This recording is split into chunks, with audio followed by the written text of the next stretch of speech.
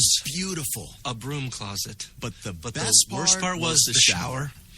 My wife drying herself with the Egyptian cotton towels. Shower curtain defined that whole vacation for her. Don't just visit New York. Visit TripAdvisor New York. With millions of reviews, a visit to TripAdvisor makes any destination better. Let's do a brand new day. Let's step away from the bland and let the color fly. Let's get to the one store with more number one choices and match this or this without using too much of this. Then, let's crack open a can and get to it. Paint? No. Let's do POW. Let's do this. More saving, more doing. That's the power of the Home Depot. Glidden Duo starts at a new lower price of $25.46 a gallon. Automatic freshness, softness, and static control has never been easier with the Bounce Dryer Bar. I just stick it to the inside of my dryer, and I never have to remember. Old Spice Body Spray makes you smell like power! It's so powerful it sells itself in other people's commercials. You smell like outdoor freshness. You smell like power. Yeah, I do.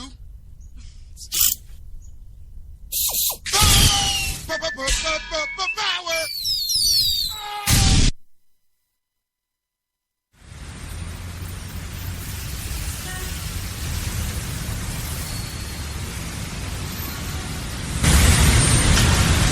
I've been so inspired by being in New York because everything from what people are wearing on the street to the way they're interacting with each other, to drive through the West Village at night and you see a couple kissing on the street, or you see someone fighting outside their apartment, or you see so much humanity on a daily basis that even if you're not inspired by your own life that day, you can be inspired by someone else's life. You got that long hair slicked back, white t-shirt, and I got that good girl face and a tight little skirt crashing down. We come back every time 'cause we never go out of style. We never go out of style. Take me out. There's only one place to get more Taylor. You've got it locked to HTLA Radio 1, New York. Action! And the thing with the camera! Thank you so much, you weird little man. $88,000 a year they make, approximately average, 80s, let's say. And there's 1,000, that's $88 million a year that we're paying as taxpayers. You know what, Louie? I like your math. Yes. There you go. That's what I'm talking about. Now, if only we could make $88,000 a year. That was a mistake on my part. Oh, really? Well, get a calculator, you old fart.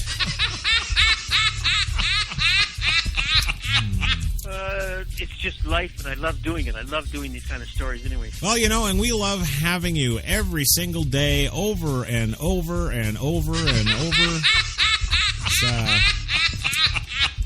It's about fucking time. Move on. Louie, I don't know. You know what? It's not Louie. It's Jenny. She's pissing around and not pressing the button. I just saw her.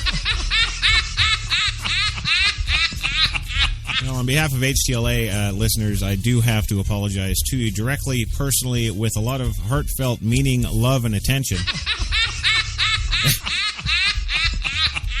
We didn't mean to do that there. Jenny is just being a little smart-ass bitch.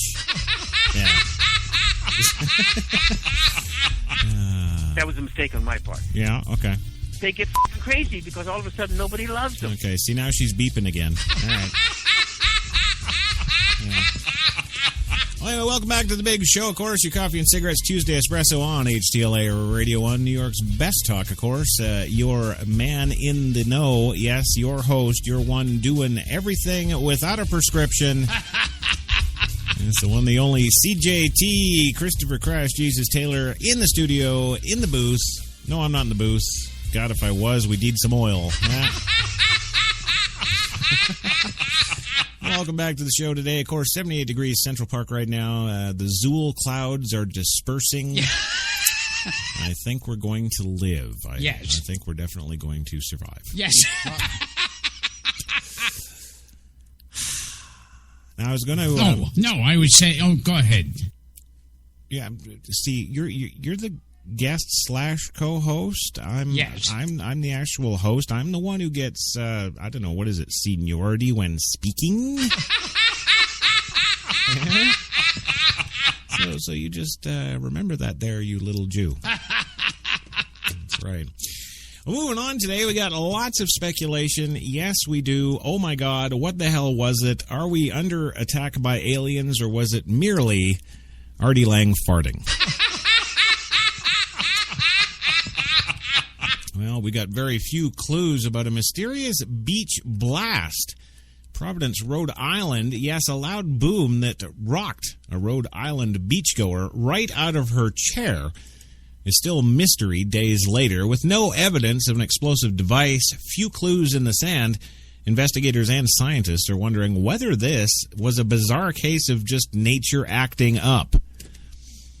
Yes, she had gas. Well, among the theories that have been floated, some kind of seismic event. Yes, or a methane explosion. Yes.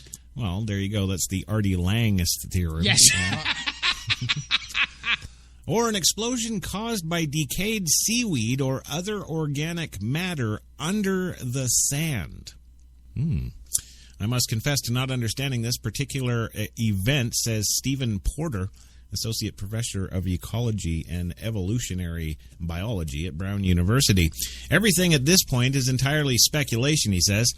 The blast Saturday sent Salty Brine Beach in Negasset was so strong that Kathleen Danise was hurled from her beach chair near the waterline and thrown against a rock jetty 10 feet away. Danise, 60 years old, of Waterbury, Connecticut, suffered 2 fractured ribs and bruises, her family said. Witnesses that morning said they heard a rumbling, a loud bang that sounded like a large firecracker or grenade or gas explosion, and noticed a sulfur or butane smell after the fact. The blast left behind a rift in the sand, but little else. State Police Colonel Stephen G. O'Donnell said there was no physical evidence of an explosion, such as charring or debris. Dogs and chemical swipes detected no explosive residue. Officials also determined that there was no natural gas line running underneath. O'Donnell said investigators were looking into the possibility of a shift in the rocks or a seismic event, but environmental officials said late Monday that a seismologist with the University of Connecticut told them there was no seismic events in that area that registered at all on Saturday. Investigators dug up a power cable Monday under the sand near the site of the blast, but the National Grid, the power company, said there was no indication that it was related to the incident. National Grid said it was unclear whose cable it was and whether it was live. Porter and University of Rhode Island oceanography professor John King said the blast could have been caused by a buildup of methane underground. King said it's possible decaying seaweed generated the gas. If you were to put a cigarette out in the sand, that might actually set it off, King said, to which she says, I don't smoke. However, numerous Marlboros were found at the scene. Yes. Well, Porter said methane might have built up from organic matter trapped underground when the jetty was constructed. You can definitely get an explosion. How you would have that sequence of events on that particular beach on that particular day, I don't know, Porter said. The scientists said they heard methane explosions happening in nature, but Porter pointed out that it is typically places like swamps or in areas of the Arctic that produce high levels of methane. I've never heard of a methane explosion on a beach, he said. O'Donnell said investigators are looking at possible causes, including rotted seaweed theory. Everything's on the table, he said. We've even got the anal probe aliens going. Well, Janet Coit, director of the state body that owns the beach, told WPRO-AM on Monday that the agency is talking to U.S. Geological Survey and the engineers who constructed the jetty in search for an explanation. The jetty is owned by the U.S. Army Corps of Engineers. She said that she had heard theories about methane or a pocket of air trapped underground. At this point, that's just speculation, she said. All we know is we've got a blown-up old lady staring. Well, there you go. And actually, this just handed to me. Yes. This just in. Greg Howe is turned 56 today. So the earlier reports of, what did I say, 84, Yes. 92, Yes. completely unfounded bullshit. Okay. So once again, happy birthday, Greg. Happy 56th. And Yes. we here at HTLA, of course, wish you nothing but the best today. And, well, we actually had, the golden tone of Gilbert singing.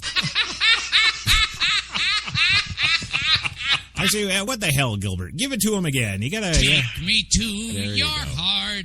Show me where to start. Let me play the part of your first love.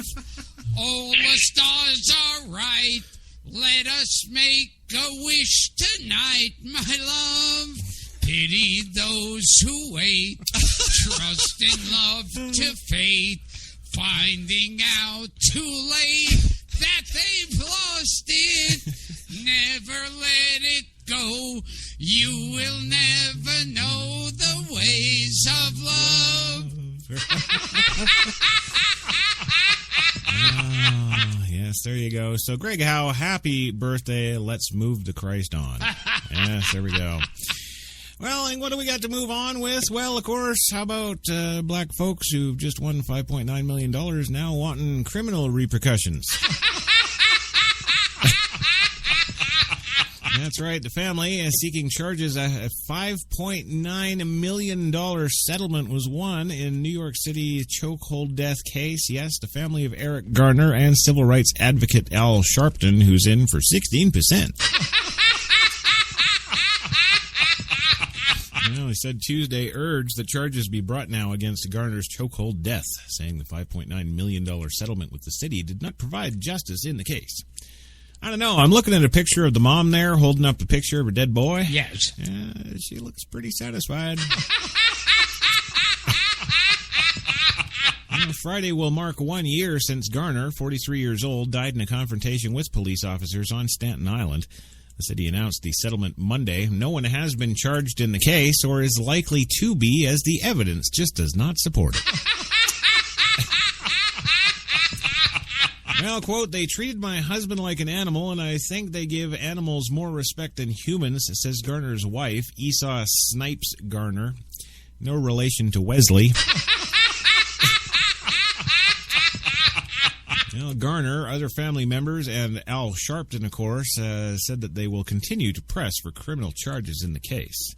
Al Sharpton said, if I can make an extra 10 to 100 grand off this, I'm going to. This does not represent justice, Garner's daughter Erica said of the statement, but I'm spending the money anyway. We are calling on the Department of Justice and Attorney General Loretta Lynch to deliver justice for my father. Justice, I say. But this money is just as nice. Well, Al Sharpton said some detractors have tried to make the Garner family look like money grubbers. Really? And, of course, me look like a hustler because you don't want to deal with the chokehold. The case is not about money, he says. Oh, my God, he's becoming black. I like it. Do a little rap here, too. That's right, Louie. It's Reverend CJT. Well, Eric Garner and the community have not received justice, Sharpton said. Money is not justice, although I'll take my piece. Well, a New York City grand jury in December found no reasonable cause to indict Officer Daniel Palateo, who placed Garner in a chokehold after receiving a complaint that Garner was selling cigarettes in front of a store. Well, here's a hint to the Garner family. Stop selling cigarettes in front of a store. The grand jury ruling came days after a similar decision, of course, in Ferguson, Missouri, with not indicting the officer Darren Wilson, who widely publicized shooting death of unarmed teen Michael Brown in Ferguson. Within minutes of the Palateo decision, thousands of protesters took to the streets of New York, Philadelphia, San Francisco, Ferguson, and Atlanta just for shits and giggles. Well, then U.S. Attorney General Eric Holder announced via a federal civil rights inquiry into Garner's death. A medical examiner ruled Garner's death a homicide, and several inquiries into Garner's death remain pending. A bystander's cell phone video of the confrontation showed Palateo using a chokehold while others wrestled Garner to the ground. Garner pleaded, "I can't breathe." Well, yeah, but I was in a bar in Pacoima last week, and I did the same thing to a guy, and he said the same thing. You can't when somebody's got your throat. And by the way, all you Black Lives Matter suckers. Yes. He was a scrawny little white guy. Well, New York City plague and mayor. Yes, Bill de Blasio, the fat bastard. Frickin'. Now, of course, he was speaking to reporters yesterday before the settlement was announced. He said the anniversary of Garner's death was, quote, on the mind of many New Yorkers, end quote. He noted that police were being retrained and that the city was moving forward on equipping officers with body cameras so we can see in HD the choking of the black man. He says, I think we've come a long way, even in the last year, in terms of bringing police and community together. I guess $5.9 million doesn't hurt.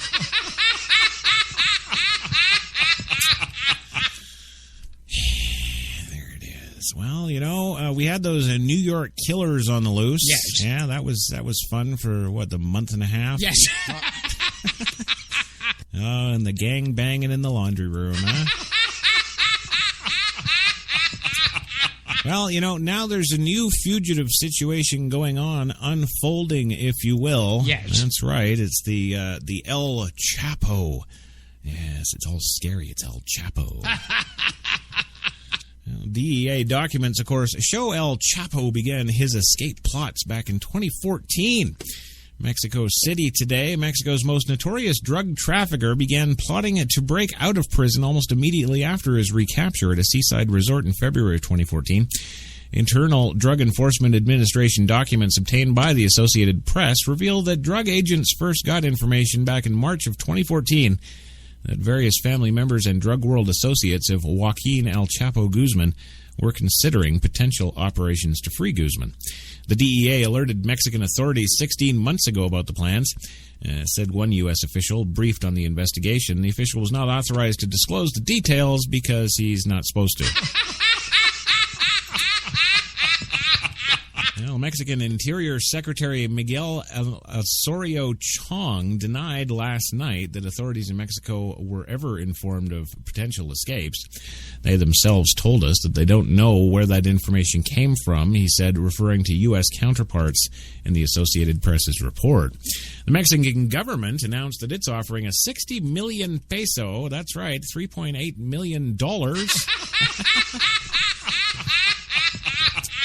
reward, of course, for Guzman's recapture, and that it has,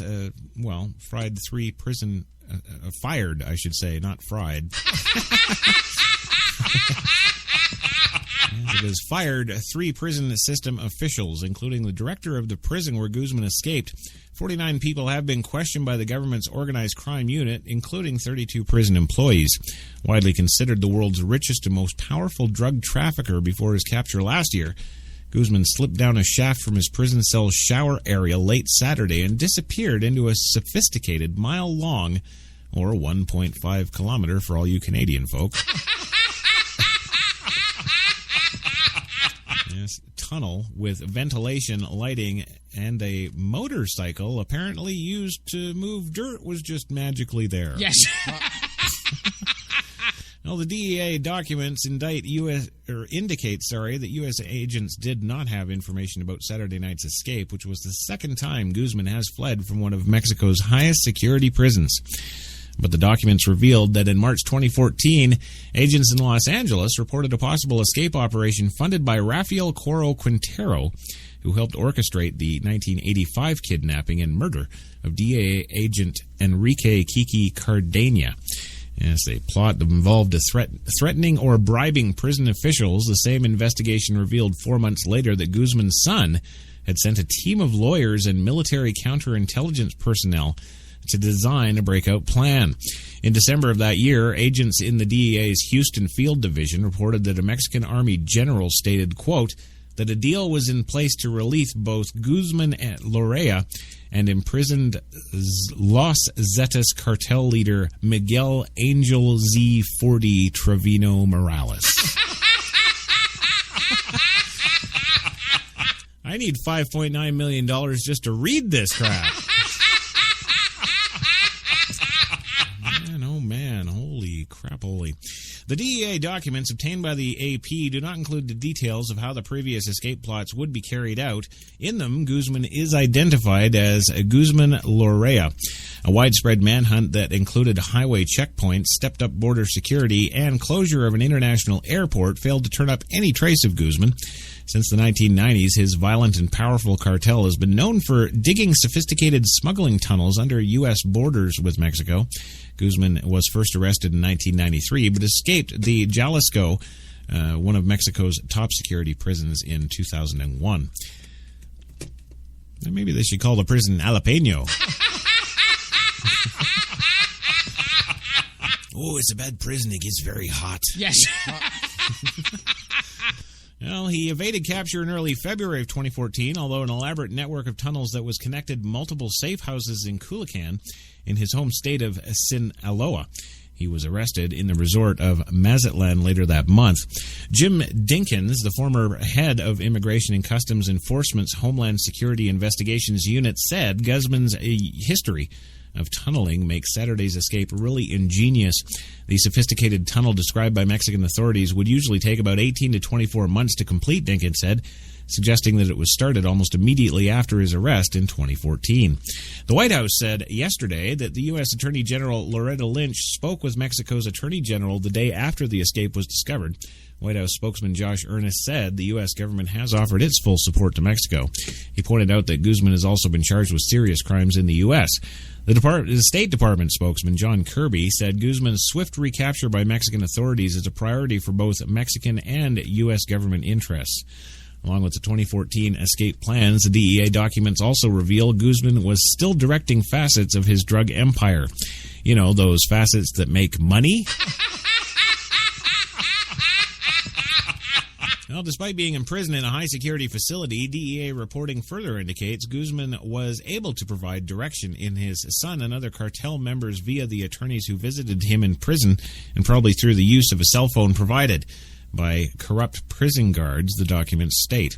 Following Guzman's recapture in 2014, according to the documents, his son Ivan Guzman Salazar became the de facto leader of the Guzman branch of the Sinaloa cartel.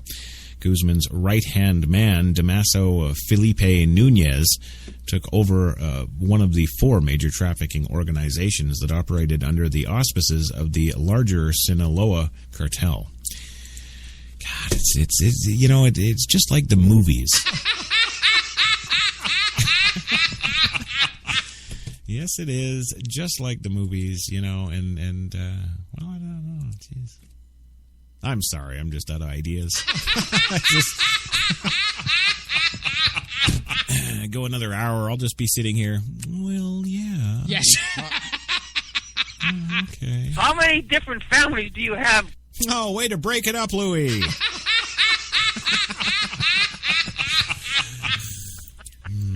You know why, Chris? Because you're such a control freak, you don't want anyone to tell you what to do. Really? Is that... Yeah? You think so, huh? No. No, I don't. Yeah, well, you didn't win an Academy Award, jerk. Yeah. Oh, and by the way, Louis, just for a little added bonus, yeah, here's a little bit of fun. It's going to get cold soon. From all of us at HTLA Radio 1 New York, happy holidays! you go, buddy. There you go. You just suck on that a while. Yes. Well, don't fear. Don't go anywhere, gang. We've got more show here. I'm not, Yes. you know, I didn't come unarmed, you know. I didn't. Yeah, you know, some folks don't learn, Yes. but, you know, I did learn from all those unarmed black men shootings. Yes, and I come armed. In fact, Gilbert, you've in addition to the song that you did for Greg, Yes. you've also prepared a couple other little bits, jokes that you'd like to tell in Greg's honor. Yes. Just for him, actually. I Yes. understand. Yeah. So, Gilbert, I guess I'll let you take it away here. Give us the two bits that you've got for Greg Howe there. A drunken farmer stumbles upstairs into his bedroom, waking his wife, Roseanne. She sits up and sees her husband holding a sheep under his arm. The farmer yells, "This is the pig I've been f***ing." Roseanne says, "You idiot! That's not a pig, it's a sheep." The farmer yells, "Shut the f*** up! I was talking to the sheep."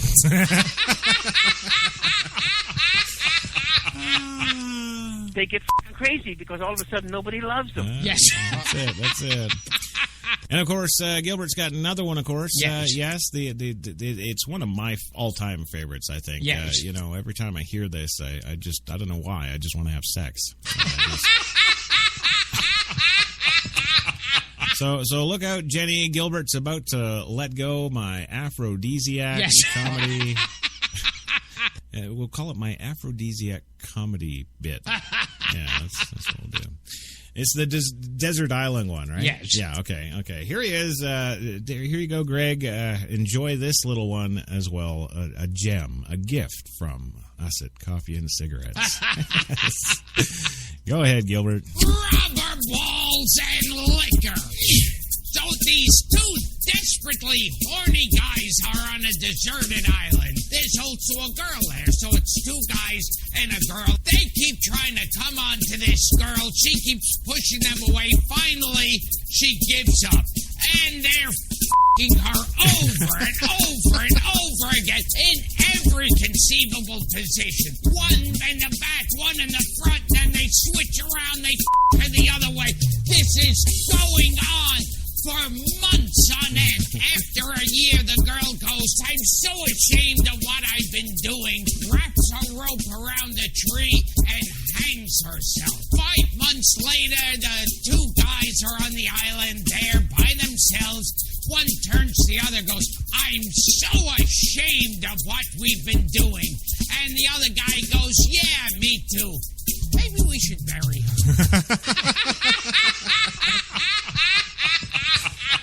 Oh, that's something you gotta. Hey, oh yeah. Joe's, hey.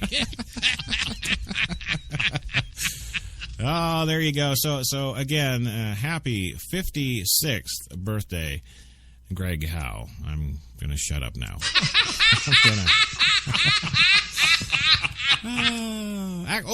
Right. Yeah, we've got the last story to do here.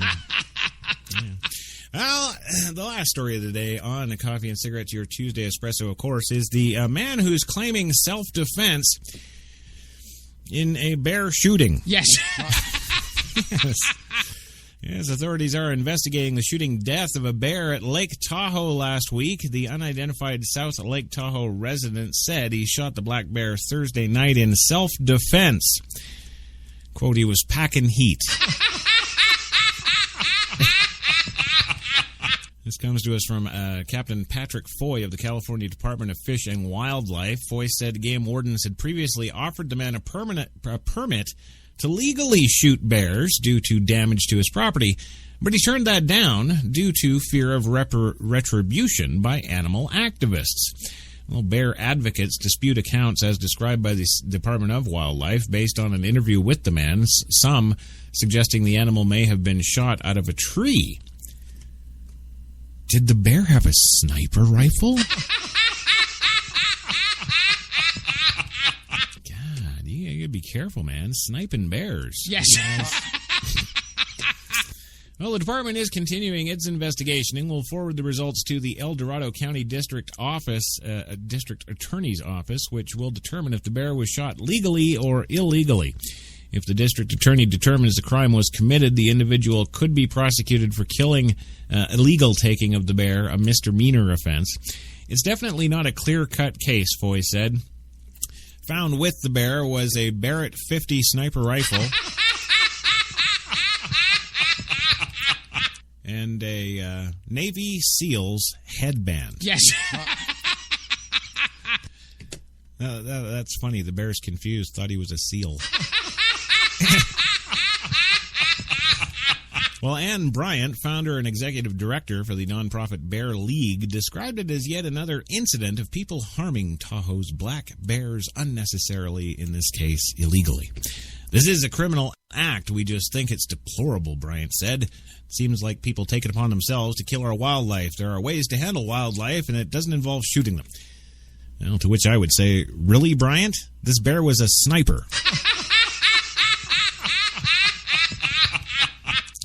Yeah, and it actually says here? Yes. It actually says that the bear had a Chris Kyle t-shirt. Yeah, right there. Well, according to Foy, the issue happened Thursday night when the resident of a home off South Tahoe's Pioneer Trail area discovered a bear inside his garage. The resident told an investigating warden he ran inside, grabbed a shotgun, and then came out and shot the bear, which had wandered back outside, Foy said. The bear ran off and died elsewhere, Foy said. The person claiming that he shot the bear was in self-defense. The dead bear was reported to Lake Tahoe's Wildlife Care on Friday, with members of the nonprofit group taking its carcass to the organization's headquarters. A game warden examined the carcass Saturday and determined that the animal had indeed been shot and wore a Chris Kyle t-shirt. Yes, the warden traced the bear's trail Saturday from where its body was found to a nearby area where they found an underground military bunker with numerous weapons. And a 1st Air Cav badge from Vietnam. As the details are unfolding here, we're coming to see that this wasn't a bear at all. It was actually just a man who never shaved. Well, the individual had reported past incidents involving bear damage and had been offered a depreciation or a depredation permit to legally kill the bear.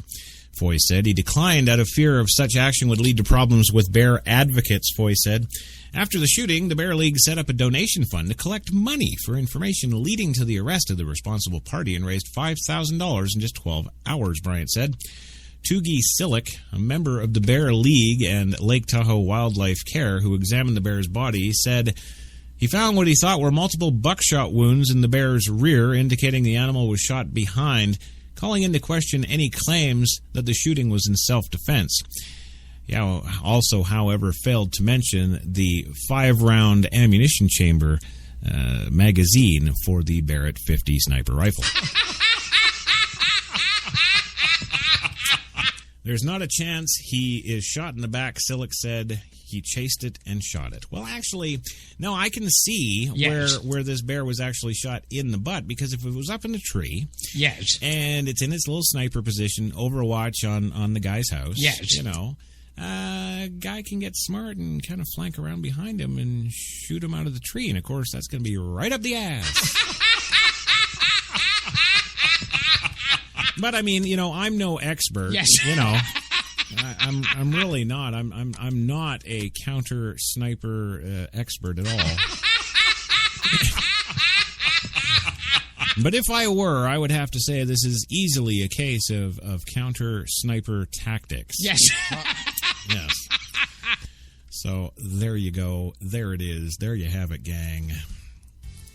And that is all the time we got for today, your Tuesday Espresso. Thanks for kicking in, Louie. It was great to have you here. No, I don't, because I asked him, I said, well, fly out here and I'll film you. Okay, I'm glad you still remember your name. Yeah, it's good to see. That was a mistake on my part. Well, it's okay. We all make them. Enjoy yourself. It's about fucking time. Move on. No, Move on. she's not beeping you again. Well, anyway, thank you, Gilbert, for being here and giving us one hell of a job today. And I'm sure Greg Howe sends his thanks back for your nasty, nasty, nasty singing.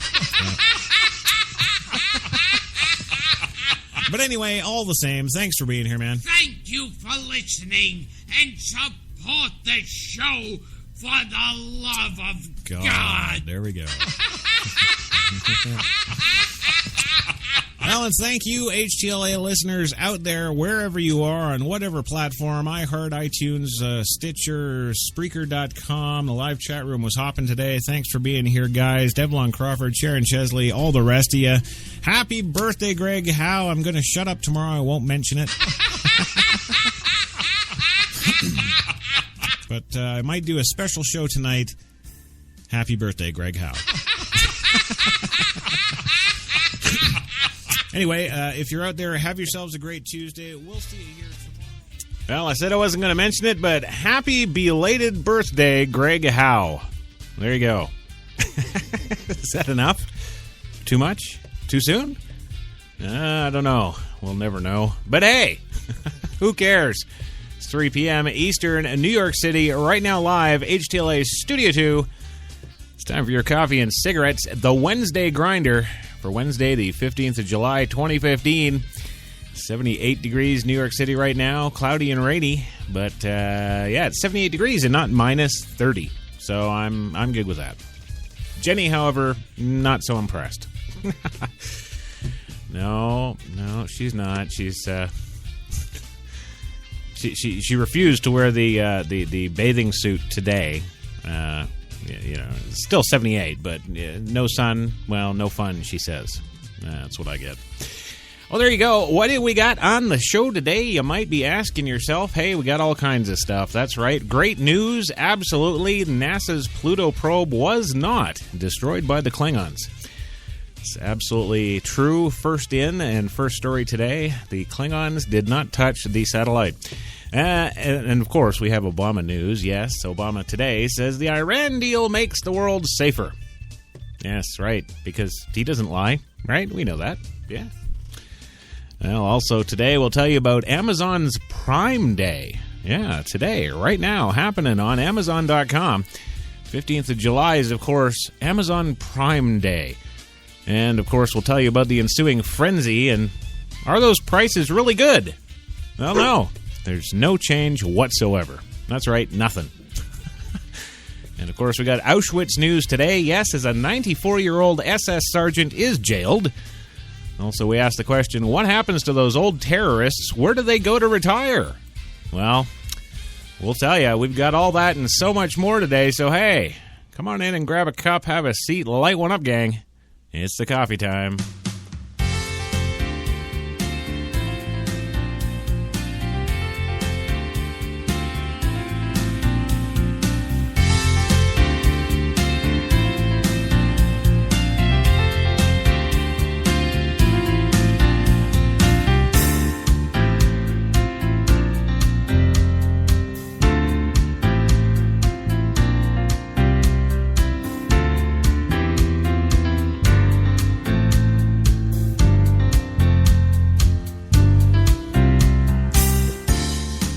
Right, welcome to Coffee and Cigarettes, HTLA Radio 1, New York's best talk.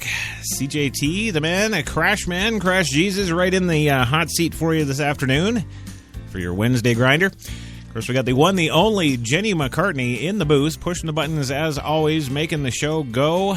Yes, she is. Former social media goddess herself, who now doesn't touch the stuff. No, she's gone to Social Media Anonymous. And she's on step number 11 right now. So there you go. She is pushing the buttons, of course, on that PreSonus 2442 digital broadcast mixer we use here at Studio 2 in Manhattan. And, hey, if you're looking for anything in professional audio gear, even consumer grade, well, you want to head over to PreSonus.com. Check them out. You won't be, well, no, you will. You will be very satisfied. That's right. Also, today's show is brought to you by the fine folks, Tim Hortons, New York City. Now, those 8 fine locations in the city to serve all your coffee and baked good needs. Tim Hortons always fresh, and you know they are. And you know, if you're a listener to this show, Good old Crash Daddy's favorite is, the dark roast. Mm-hmm. Got a nice, fresh, hot cup of that. Thank you, Jenny. And we're ready to get rolling with the show today. And, they ready? Yeah? Okay. All right. Of course, we have guest/co-hosts, as always, yes, coming to us live from Millbay Studios in beautiful downtown Millbay, British Columbia, Canada. It's the one, the only film director extraordinaire, the one, the only Mr. Louis Lawless of LDL Films. Louis, are you there, sir? It's just life, and I love doing it. I love doing these kind of stories anyway. Well, that's good, and we're glad to have you here, as always. You know how to spell my last name on the check, right? It's Louis Lawless. Oh, it's just about the check, okay. Can you give me any help for $25,000? Well, that's not in your contract. All right, go a half an hour. Do I get $50,000? I'm thinking we're probably not in the right region there. Can we cuss?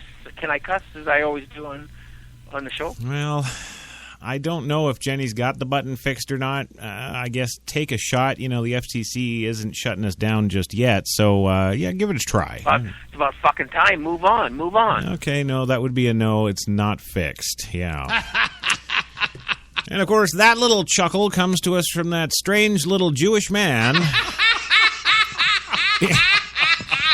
Yes, that's right. From about 8 blocks down the street, right here in downtown Manhattan, is, of course, the one.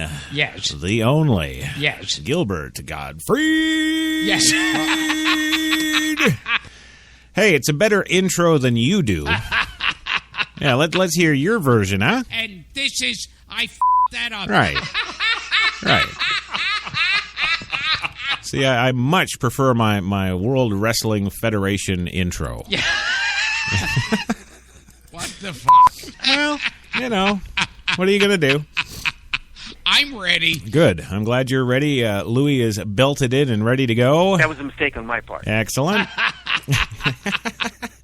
Well, we got lots of stuff to cover today, of course, on the big show. Yes. And, not the least of it is that all over, like I'm talking like everywhere you look on the internet. Yes. I don't know if it's just regional to the New York area or not, but man, all of these AdSense ads, they're on every page.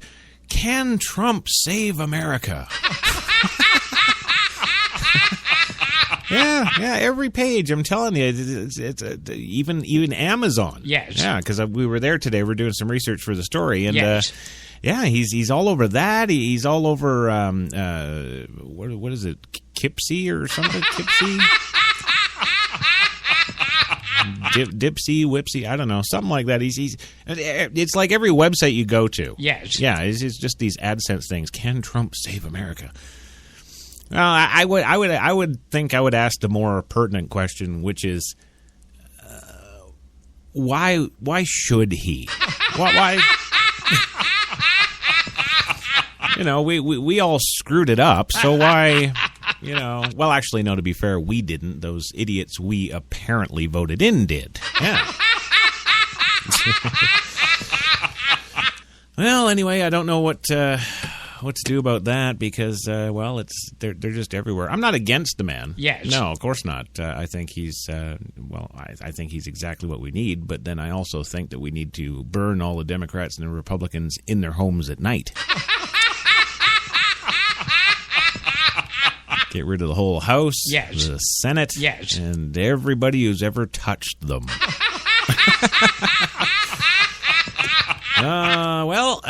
Moving on today, of course, we got our first big story on the show, yes. and that would be the applause, the emotion, the tears. Yes, NASA's Pluto probe actually phones home. The Klingons did not destroy it. Laurel, Maryland, it took 13 nail-biting hours, but members of the New Horizons team could finally celebrate Tuesday night. Their mission to Pluto was a success. That morning, as the clock ticked towards zero, scientists and engineers were more subdued. They let out a few cheers, but were surprisingly hesitant. Sure, they were excited, but it wasn't the kind of raw emotion you expect from people who had spent nearly 10 years and $780 million Well, the New Horizons group, of course, had to wait till about 9 p.m. Tuesday to confirm the mission was a success, and then the applause and some tears, well, they really, really broke out. That's right. Launched on January 2006, the New Horizons spacecraft set out to take the world's closest and most detailed image of Pluto, from Pluto being demoted from a full-fledged planet to a dwarf planet in August of 2006, to various technological hiccups with the spacecraft throughout its journey. Members of the New Horizons team had their fair share of challenges. Tuesday night, it was all behind them as they received the call home from the spacecraft and learned everything went as planned. Around 7:50 this morning, the spacecraft performed as it should have from just a little less than 8,000 miles away, taking the world's best photo of Pluto that has been taken to date. It's a little bit surreal right now because we've been planning it for so long, says Alice Bowman, the New Horizons mission operations manager. It's hard to believe that we're actually on that timeline and we're seeing these milestones actually passed. She seems surprised. Well, among those in attendance to celebrate the achievement at the Johns Hopkins University Applied Physics Laboratory again today was the family of Clyde Tombaugh. And, of course, we went through and told you all about that yesterday. Yes. So I'm not going to do it again. I don't know what's up with Jenny and her news-gathering skills, but... Well, not all photos are created equally. It's a very special photo of a very special place. Yes, it's all conjured up in our imagination, and this is the moment where we can actually see it close up and learn from what we see. And, of course, they do have now a non-fuzzy, non-crappy, 480 by 220 bit rate image. No, your $780 million does buy a little better than that. We've actually got a 1080p kind of a monochrome picture. There you go. Yeah, and of course, it took them several days. Of course, the satellite taking the shot. Yes. Was I guess just about 48 hours ago, but of course, sending the packets of information back. Yes. The initial images looked like crap because they didn't have all the information, which is kind of. Well, pretty much the same situation they were in when they launched the sucker. Didn't have enough information. Well, moving on today, we're going to move right into Obama news. Yes, he's all lubed up and ready to go. Yes, because he's talking about the Iran deal, and of course he says the Iran deal is making us all safer. Yes. Power tends to corrupt. Yeah. Absolute power corrupts absolutely. And outright effing lies are just outright effing lies. Well, in Washington today, the deal with Iran, the United States and other global powers has achieved the goal of preventing Iran from getting a nuclear weapon, according to President Obama, saying, today is Wednesday. Yeah. That's right. During a White House news conference today, Obama said, Congress, the public, and various Middle East governments face, quote, a fundamental choice between choosing pathways to Iranian nuclear weapons and the prospect of military action to stop unrestricted weapons programs in the Middle East arms race. The deal makes our country and the world safer and more secure, Obama said, while the alternative endangers everybody. Yes, if we don't choose wisely, I believe future generations will judge us harshly for letting this moment slip away, Obama added.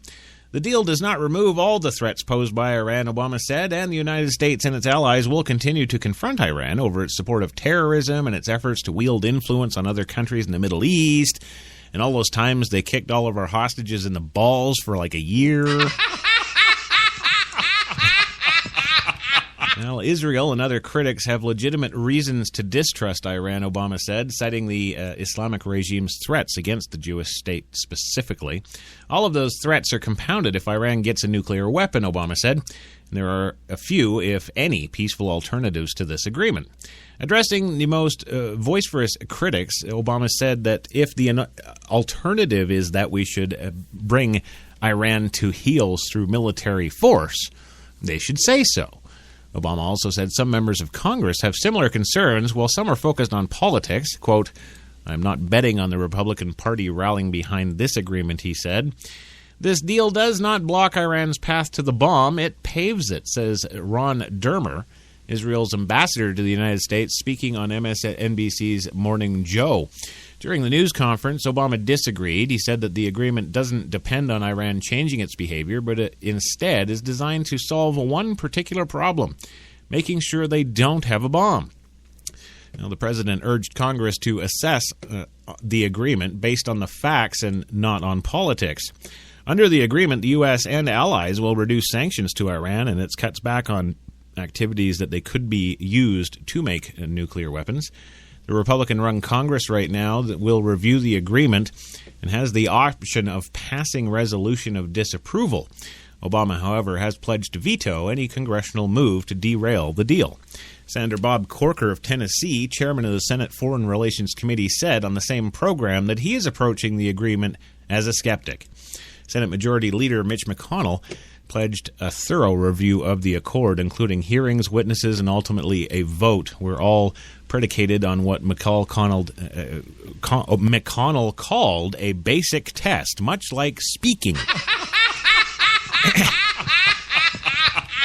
He says, "Can the agreement meet its essential test of leaving our country and our allies safer?"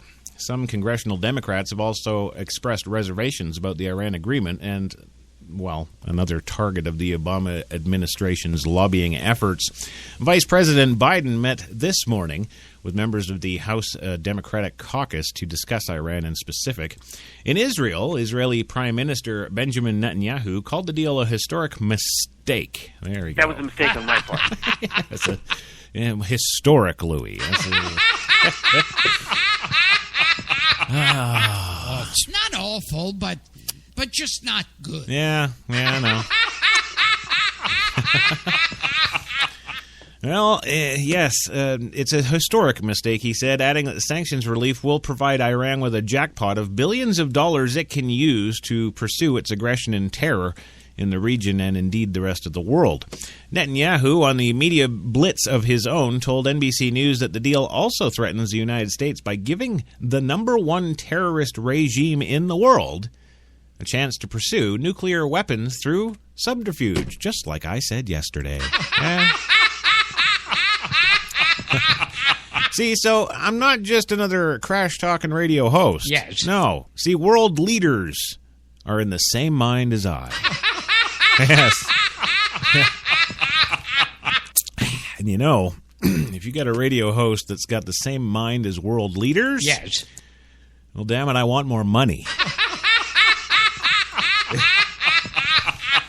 Well, let's see now. The Saudi press agency, citing an official spokesman, said Iran should, quote, put her resources towards its development and amelioration of the condition of the Iranian people instead of provoking troubles which would generate certain reactions from countries in the region. Defense Secretary Ash Carter is scheduled to travel soon to Israel and other Middle East countries to discuss the Iran deal and to reaffirm U.S. defense support for those countries. In promoting the Iran agreement, Obama is also conducting a series of media interviews. The president told columnist Thomas Friedman of the New York Times that it has one goal: preventing Iran from obtaining a nuclear weapon, and if I have to make a dancing music video to do that, I'm going to. Well, we're not measuring this deal by whether we're solving every problem that can be traced back to Iran, whether we are eliminating all their nefarious activities around the globe, Obama said. They're nefarious activities. Yes. So he's admitting that they're nefarious, yes, and he's going to sign a contract with them.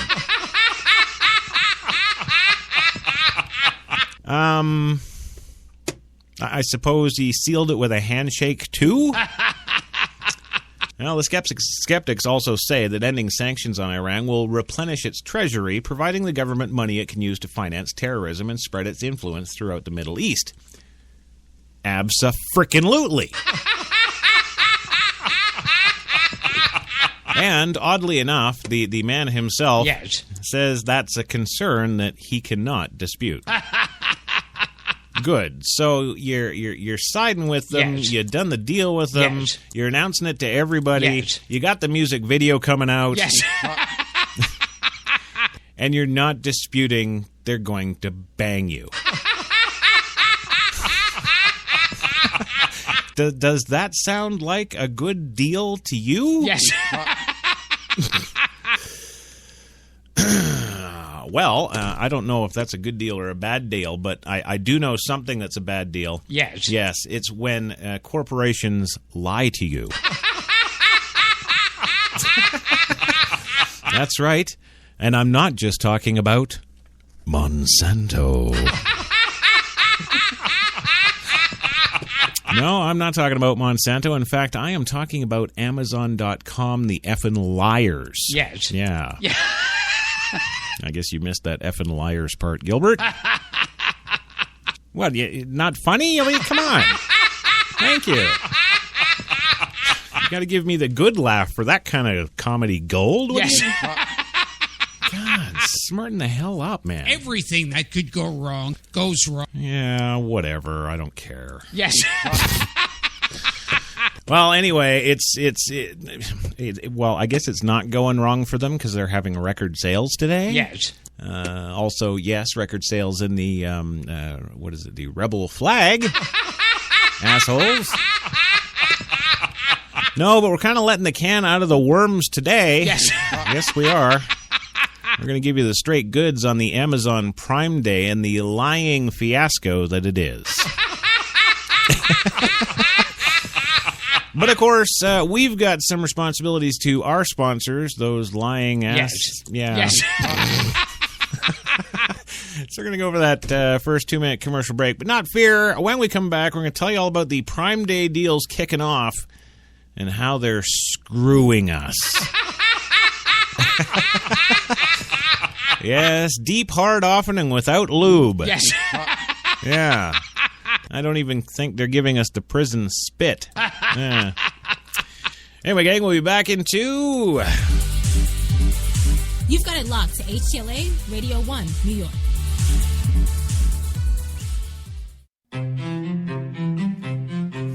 What if there was a coffee that was sourced from some of the world's most renowned growing regions, abundant with rich, fertile soil? What if this coffee was picked at the perfect moment, then packed meticulously and shipped carefully to be roasted under the watchful eye of coffee masters? What if it was expertly blended, ground, and sealed, ensuring maximum flavor and freshness, then brewed in small batches and always served fresh within 20 minutes, just the way you like it? Now, what if this coffee just happened to be the coffee you already know and love? Tim Hortons. Always fresh. Always great tasting coffee. Automatic freshness, softness, and static control has never been easier with the Bounce Dryer Bar. I just stick it to the inside of my dryer, and I never have to remember. Oh, Spice Body Spray makes you smell like power! It's so powerful it sells itself in other people's commercials. You smell like outdoor freshness. You smell like power. Yeah, I do. Power! Power! When we arrived at our hotel in New York, the porter was so incredibly careless with our bags. And the room they gave us, it was beautiful. a broom closset. But the worst part was the shower. My wife drying herself with the Egyptian cotton towels. shower curtain defined that whole vacation for her. Don't just visit New York. Visit TripAdvisor New York. With millions of reviews, a visit to TripAdvisor makes any destination better.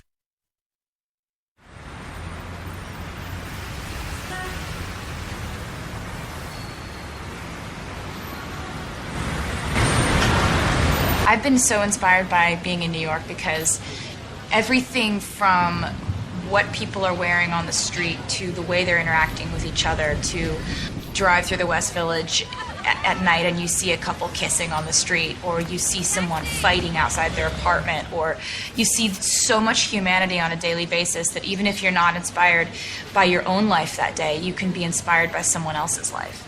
You got that long hair, slicked back, white t-shirt, and I got that good girl face and a tight little skirt.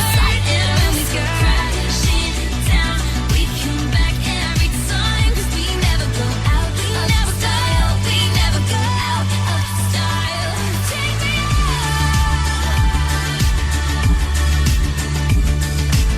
There's only one place to get more Taylor.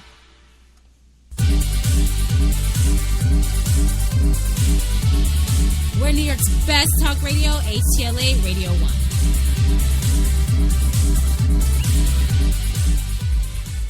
Take me to your heart. Show me where to start. Let me play the part of your first love. All the stars are right. Let us make a wish tonight, my love. Thank you. Oh, Gilbert. No, calm down, man. No, I appreciate that you want to sing Greg's song again. Yes. But we promised him that we weren't going to mention that he turned 56 yesterday anymore. That was a mistake on my part. Okay, well, Louis, we'll blame you. Absolutely. Yes. Yeah, that's fine. Always with a female and having a relationship, married or single, it's always better that they do the leaving. Yeah. Oh, yeah. If you do the leaving, it keeps that lingering thing. You know what I mean? Yes. Welcome back to Relationship Advice with Louis Lawless. It's about fucking time. Move on. Oh.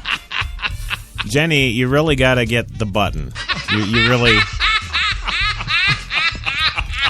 She's just not having none of it today. Yes. She's oh, you know what I think it is? Yes. Yeah, I think that Latin lover just banged her and left her. Oh yeah. I just hit a nerve. Yeah.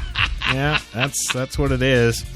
Well, hey, welcome back to the big show today. Of course, your Coffee and Cigarettes Wednesday grinder, HTLA Radio 1, New York's best talk. 79 degrees still Central Park right now with cloudy, rainy, kind of nasty, but it's all good because it's not minus 300. And hey, gang, if you're not kicking around that Spreaker.com live chat room, you don't know what the hell you're missing. Get on over there. It's fast, it's easy, it's free. Get in there. Hang out with HTLA's first lady of rock and roll. That's right. The one, the only Devlon Crawford. She is in there today. Mr. Bjorn Eriksson is in there today. And also, he's commenting. Yes. He says, you get to see a whole shitload more than a couple kissing in the West Village at night. That's for damn sure. Yeah, he's of course referring to that lovely Taylor Swift Target commercial. Yes. Where when she's there, she's talking and yes. Well, first of all, she's talking. That's one strike against it. And of course, in addition to that, she's talking all about the West End at night. Yes. and how inspired she gets by seeing crack whores. Bjorn's absolutely right. Yes. It's I don't know. She must live in some kind of Disney La La Land in her head. And here's the other question. Yes. The question of the day. She says she gets so inspired by seeing all that debauchery. Yes. Okay.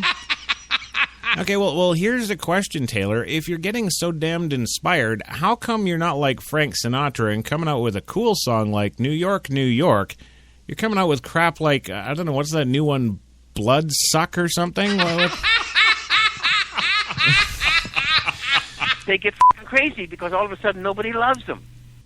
Yeah, but millions love Taylor Swift, Louis. Although I don't know why.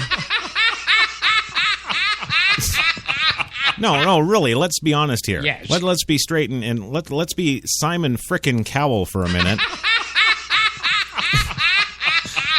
number one. Yes. Number one, that voice just isn't that good. Yes. Okay. You know, that's just purely from a singing perspective. Yes. She's just not that good technically of a singer. Yes. Then you throw in, you know, the songwriting. Yes. Which apparently is inspired by the West End of New York. Yes. But sounds more like it's inspired by Disney World. Okay. So we got that. Yes. And then well, God, do I even dare do it? Do I go in and actually give a review of the music videos? I don't think so. I'm. You know what I'm going to do? I think I know what I'm going to do. I'm going to just stick to my Johnny Paycheck CDs. That's what I'm going to do. It's just life, and I love doing it. I love doing these kind of stories anyway. Yeah, we weren't actually doing a story, Louis. We're talking about Taylor Swift. Yes. It's Sex is only the tip of the iceberg. Okay, Louis, no, we're not talking about banging Taylor Swift. So just relax there. We're not actually... the music. There you go. Is fantastic. Yes. Oh, you got to hear it. Well, that's kind of what we're talking about. We did, and I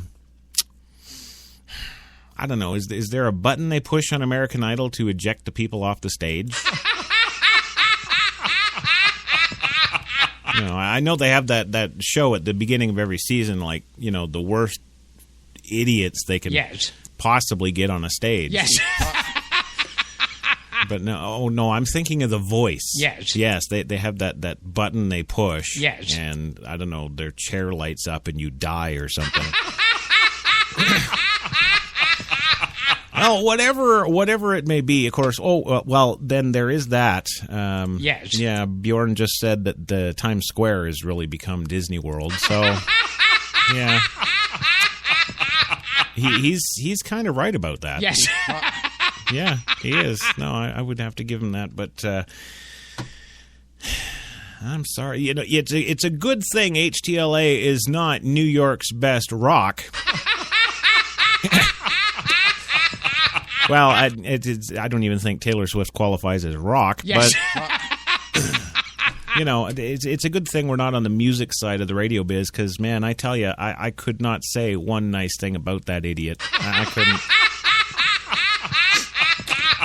But anyway, yes, folks, ladies and gentlemen, all over the world who are listening, of course, that Taylor Swift piece is actually supposed to be a commercial for Target.com. Yes. So I don't know who wrote it or what the hell they were thinking when they did it, but...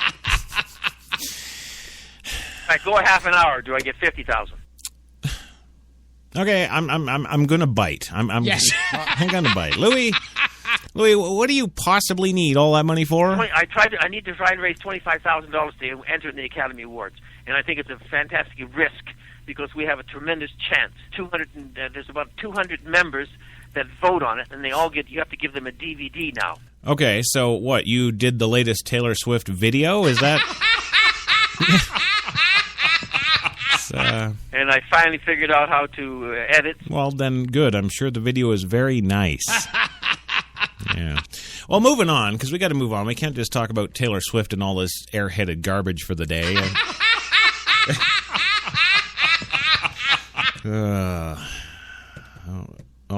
Well, we've got news reports from our reporter on the ground in Texas. Sharon Chesley says that everyone is starving in Texas. Yeah, she says she's looking at what we're all saying and she's listening, but she's having to feed the homeless or something. Well, that's good. You know, Sharon, that's why HTLA pays you the big bucks. Yes. Because, you know, not only do you provide us with stellar reporting, but you of course, there's just no end to your care. Yes. Yes. And really, those are the kind of journalists that historically through, time have, of course, made the difference, who was that reporter down in Africa there feeding children and everything else? What was it? I think she was with CNN. Yes. Angelina Jolie, I think. They get crazy because all of a sudden nobody loves them. Well, yeah, she hasn't really done much. Well, there's that Unbreakable waste of time, but. Oh, and this just in, Sharon does say that, yes, it is indeed 90 degrees again. Yes. Yes. And more sandwiches, bitch. Right. Okay. Well, before we can get into the lovely Amazon stuff, well, you all know it's coming, don't you? Yes.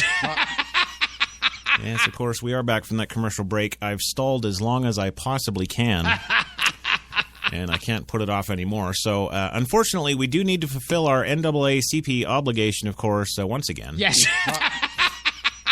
And bring you HTLA's Man in the Air. Yes, from HTLA's Chopper 1 there. We've got the one, the only Brock Favors giving us today's traffic around the city. Brock, are you there?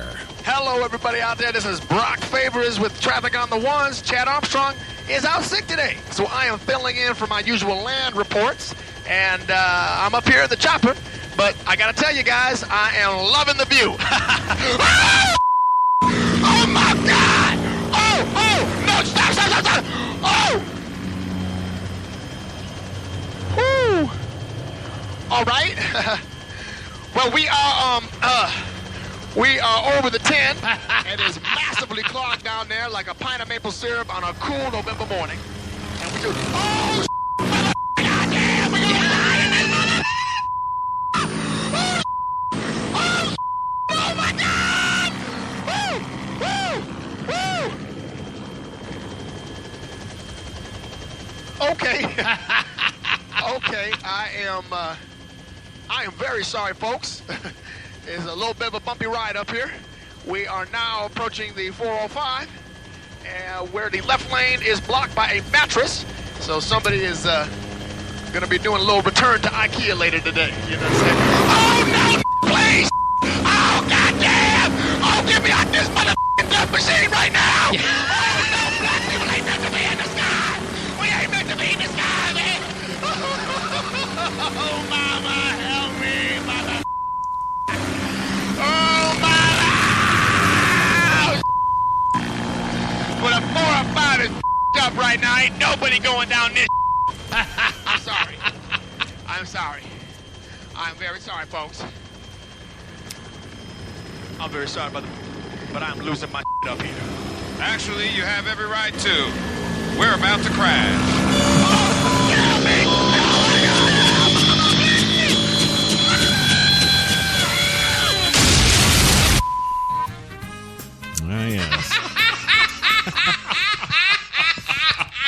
Once again, our condolences, of course, out to the Favors family.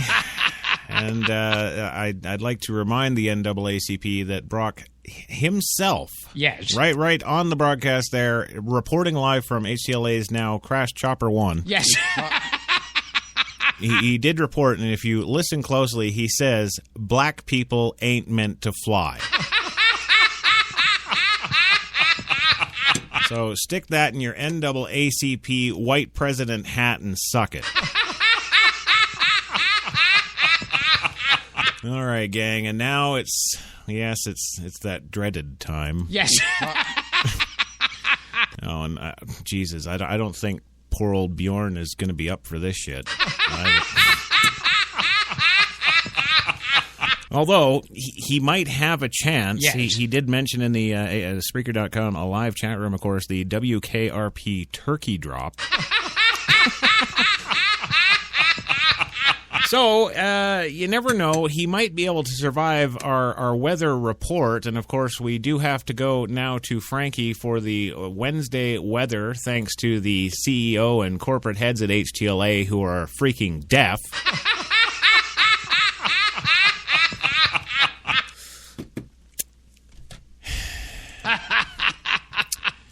I don't want to do it. I just don't. Yes.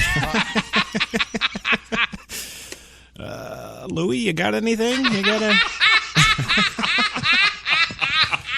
Mr. T would be proud of you. Yeah, he would pity my fool. Yeah.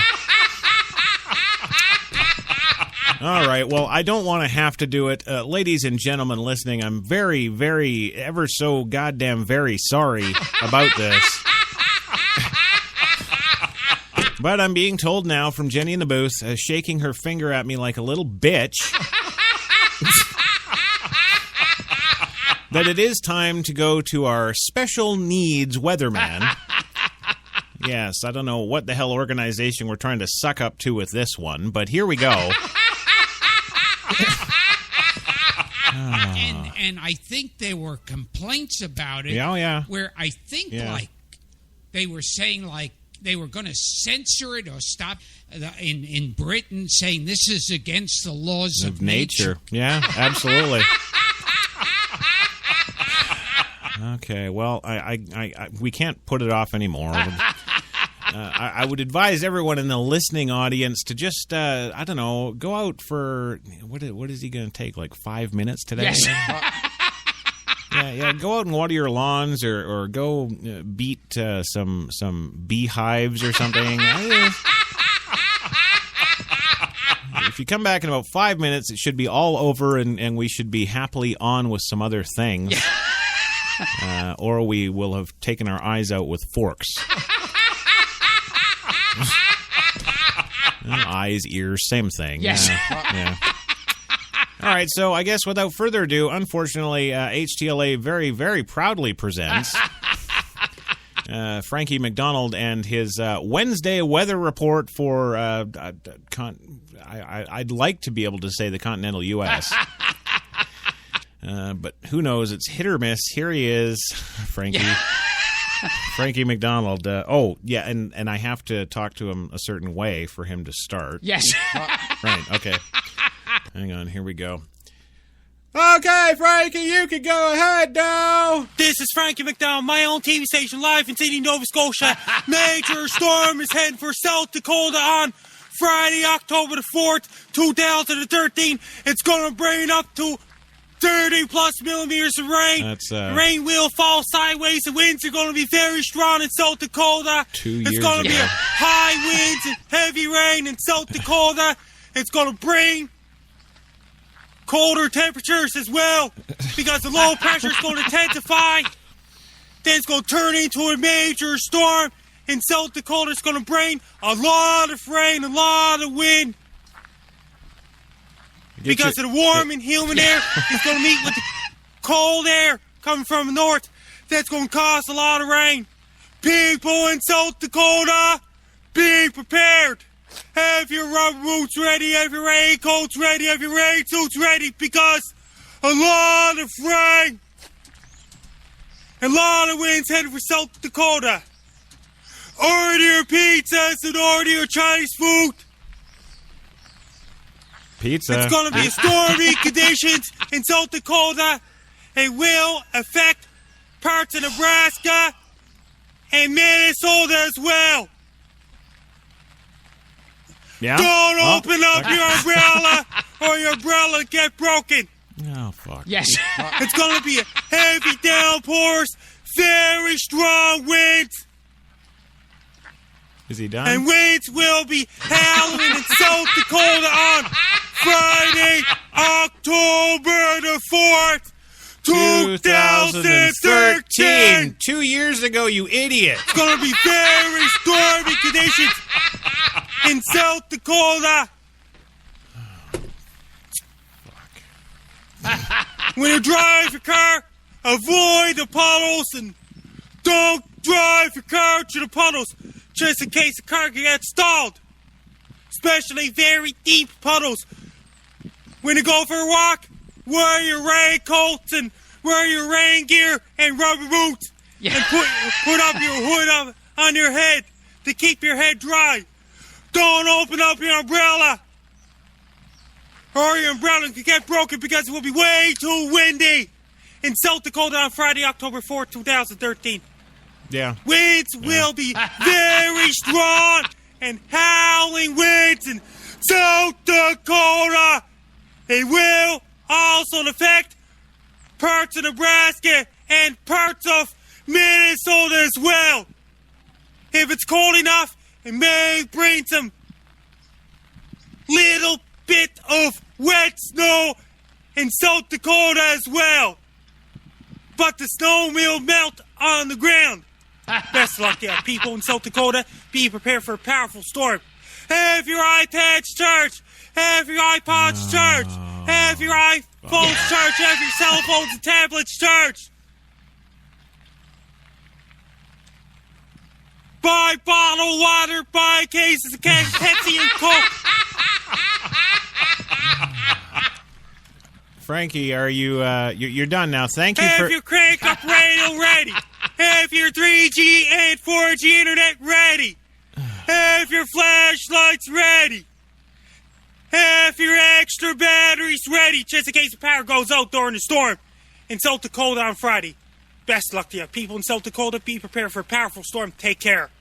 Really? Stay safe. 2 years Don't ago? Don't get caught in the storm. Be safe. Frankie, have your walking papers ready. There you go. Once again, apologies for the 2-year-old weather report. I just... no, I would say... Oh, go ahead. No, really, it's fine. You can talk. Yeah, you can... I remember being on your radio show in Chicago. Oh, yeah. And I remember we hung out afterwards and had a wild time. Well, you know, if there's one thing that I need to have a wild time, it's Gilbert Godfrey, you know? Absolutely. And I remember, too, when we were in the alleyway, pants zipped up. Yeah. There was this one, sleazy-looking guy who walked by who was staring at us. Yeah. And you turned around and, he was what? What? What's your problem? And you said, you don't give a shit. Well, there you go. You got that dead on. That's right. And I don't. And when I have to work with people like Frankie McDonald, why should I? Yes. I remember. Yes. I remember back in the old days. Yeah, things was good, and journalists were professional and stuff, and, well, you could count on a man's report, but... Well, lately, I don't know what's going on. All them newfangled retards, they're gonna... Yeah, I don't know how I ended up. Kids, stay in school. That was a mistake on my part. Yeah, my mistake was spending $25,000 to get you to teach me how to direct film and television. It's about fucking time. Move on. Yeah, Jenny, beep, maybe. Holy Christ! I don't even. She's dead to me now. I don't. Yeah, Jenny, you just. Yes. Whatever. Well, finally, yes, gleefully I say we now can move on with the next story. Yes. And that is, of course, Prime Day. Yes, Amazon.com celebrating their Prime Day today. Deals that are supposed to kick off a frenzy, and in fact actually are, with all those moronic sheep out there. But you see, is Crash a sucker? Yes. No, I ain't no fool. That's right. Mr. T would be proud of you. Well, he might be, but I'm still no foo, sucker. Yeah. That's right. Everybody is clamoring to get that deal. That's right. They're all at Amazon.com, apparently. Bigger than Black Friday. Yes, it is. But could a sleepy summer weekday ignite into a better than Black Friday online shopping showdown? No! Well, it seems kind of wacky, but then again, some people now shop on Thanksgiving too. Go figure. Well, we'll see what happens. Dyed in plastic bargain hunters certainly will browse the discounts and markdowns on Amazon Prime Day, a one-day-only shopping event that's happening today. That's right, all of you listening, get the hell off of here and get over to Amazon.com. Oh, wait a minute. You can have two browser windows open. Maybe they're actually shopping while they listen to us. That's right. Those hunters are out there browsing the discounts and markdowns on Amazon Prime Day today, the one-day-only shopping event that is hyping more deals than Black Friday. Yes, we're talking about yet another made-up shopping holiday, much like Sweetest Day or Cyber Monday, or even hell, let's call it like it is, Black Friday itself. Yes, and like similar holidays, other big names are jumping on the competition for the clicks and the cash. Amazon is bragging that Amazon Prime Day offers exclusive deals to its Prime members on electronics, toys, video games, movies, clothing, patio, lawn and garden, sports, and outdoor items. Amazon offered some sneak peeks earlier on Tuesday, and I've got to say, I'm an Amazon customer. Yes. I am a Prime member. Yes. And I've got in my shopping cart right now, pretty much at any given time, about $2,000-$3,000 worth of stuff. Yes. Some for work, some for me. Yes. Heaven forbid I buy something for goddamn me. Right, so I've got my list there, yes. And it's right. What was it yesterday? It was like $3,089. Yes. Well, today I go there because I'm all hyped for Amazon frickin' Prime Day. Yes. Right. So I go in there and my list. I'm thinking, well, geez, I wonder how many things on my list got huge discounts. Yeah. You know what I found? Yes. Yeah. Absolutely nothing. Now, make no mistake, folks. In my list, it's not just some weird little corner of Amazon, where you buy anal plugs. Yes. Well, I mean, in fairness, I do have some of those, but it's not for me. It's for them. Okay, so I got some of those, diamond-studded anal plugs. Yes. Sure. Okay, but I mean, I've also got stuff. I've got electronics. Yes. I've got clothes. Yes. There's some sporting goods in there. Yes. That, I've kind of picked and taken from, really every area of Amazon that there is.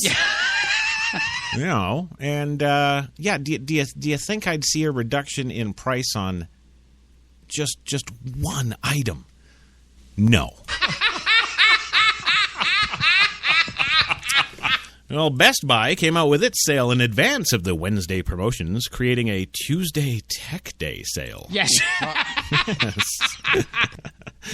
That's right, with free 2-day shipping and deals for all. No membership needed. Well, here's a look at 5 shopping tips to keep in mind today, you suckers. Yes, Amazon's so-called global shopping event is available exclusively for Amazon Prime members, and your Prime membership does cost $100 a year, or $49 if you're a student.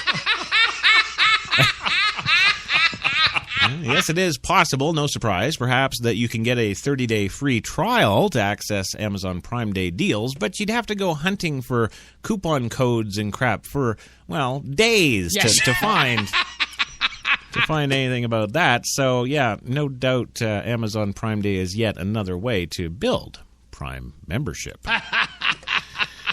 Number 2, if you think about potential back-to-school deals, Brett Shelton, online shopping expert from FatWallet.com, says he would not be surprised to see some real deals on items for back-to-school. Well, really, Brent? Yes. Really? Well, let's see. I got my daughter in there. I got her a laptop. Yes. Yeah, I got her a bunch of, there's the binders. Yes. There's paper. Yes. There's pens and pencils. Yes. There's no end of school supplies in my $3,000 list, and did they drop 1 cent? No, they did not. So you stick that in your ass, Brett. Yes. You lying corporate whore. Well, number 3, deals can come in lightning rounds or bunches. That's right. Amazon said its deals will be added as often as every 10 minutes throughout the day. Just nothing that Chris Taylor has in his cart. Yeah. And some shoppers plan to put items in their baskets earlier in the day, but won't buy the items until better prices show up later in the day. Oh, really? I'm supposed to sit around by my computer all day, refreshing my cart until the amazing prices really happen? Oh, well, see, I didn't understand that. Yes. Amazon Prime deals started at midnight Pacific Time, 3 a.m. Eastern. Amazon said some of the deals that will be available at various times throughout the Prime Day include $30 off Kindle. Yeah, nobody cares. Ooh, and this is a good one. More than 50% off Nikon Coolpix cameras. Yeah, Nikon Coolpix? Yes. Worst cameras on the market. You can't give them away. But where is that Canon DSLR you're thinking? Yes. Right up at the $1,700 mark where it's always been. Ooh, and hey, who doesn't want a Chromebook laptop for $199? Yes. Chromebook laptops came out at $199. And how about 30% off select clothing, shoes, and jewelry? Evidently, none of which Crash has in his little list. I don't... Really? That's funny, Amazon, because, of course, I have clothes and shoes, and, yes, jewelry. Yes. Not a penny off. And how about that I bought Roomba pet vacuum cleaning robot for under $300? Yeah, the thing retails right now at Walmart for $299. Last time I looked, that was under $300. Oh, and here we go. 60% off Amazon's own Elements baby wipes with the code Elements60. Okay, Amazon, I'll give you that one. Wow, that's a good deal. You're giving 60% off ass wipes for my infant if I use this code. Okay. Well, number 4 tip, of course, is shop around. Idiots. That's right. Don't forget the competition. Walmart is running more than 2,000 online exclusive rollbacks, as well as discounts on shipping. Lower prices are expected on home goods, baby items, and toys.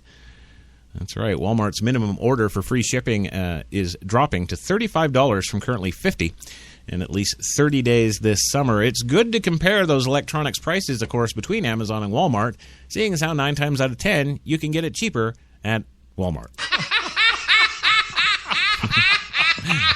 And don't forget to use the Google Shopping Price Comparison tools. See Shopzilla.com and other comparison shopping sites. One website, BestBlackFriday.com, is reviewing some of the deals and says some prices were somewhat better than last year in some project. You lying bastards. Oh, and here's something that they uncovered, actually. Yes. That Chromebook that I just said for $199? Yes. Yeah. Right now, go to eBay. You can get it for $149. Ooh. Oh, that's right, Amazon lovers. It's Prime Day. Yes. Yeah, after some real bargains, shoppers should jump on the deals for a 32-inch television for $75 or the 40-inch television for $115, since they will not find prices this low during the rest of the year. Or tomorrow. Well, don't forget the basic principles of being a smart shopper, of course. Susan Freeman, a professional shopper, says she's bought pet food and pet supplies, cosmetics, and other items on Amazon, and she found the prices to be good. She also suffers from amnesia and doesn't remember they were the same yesterday. And here's Crash's number 5 tip, of course. If you don't need it, don't buy it. If you think you need something in the next few months, great. But remember other expenses that you're looking at this summer and fall, too. What about that car payment, auto insurance, the mortgage?